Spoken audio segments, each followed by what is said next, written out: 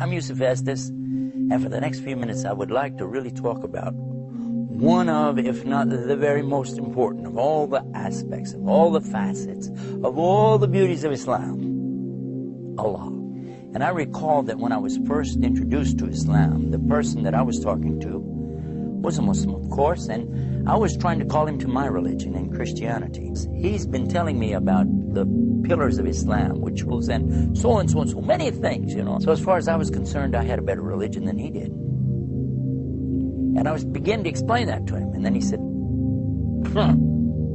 wait a minute, you're going to tell me, and this is what I said to him, you're going to sit there and tell me, as a Muslim, you can prove there's God?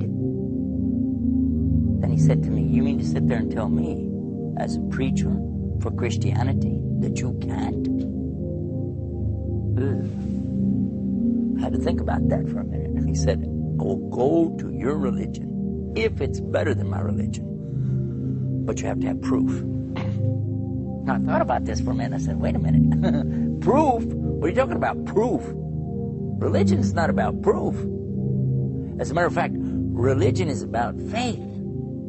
He said, in Islam, you see, we do have faith, of course, but we have proof to back it up. We can prove everything in Islam. He said, okay, first of all, we as Muslims totally accept that God exists without any doubt. But it's not just because somebody said so, not just because Scripture says so, but because we have testable evidence that we can use our mind to conclude that in fact God does exist, and He exists according to the way that it's explained in the Quran, His speech to us.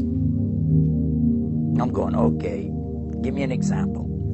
He said, well, first of all, when you think about the heavens, look to the heavens, what do you see? He said, so sun, moon, clouds. Yeah.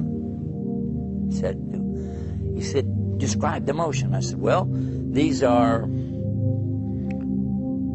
circles or balls or spheres that are going in orbits, elliptical orbits, within orbits, and they're all moving together as a mass, and they're turning, winding. This is what they're doing. He said, when was this known to human beings? Actually, what we understand today about astronomy, what we understand today about the universe, has only really come out in the last 100 years or so. Okay, so, he said, but yet 1,400 years ago, this is something that we have in the Quran. Allah's recitation, His Quran.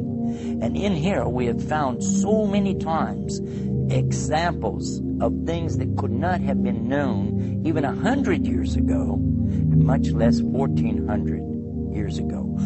But above that, there's a verse in the Quran. It's called Surah An-Nur. Many beautiful teachings in there, of course, but this particular one is verse 35. And it begins by saying, Allahu nuris samawati wal ard.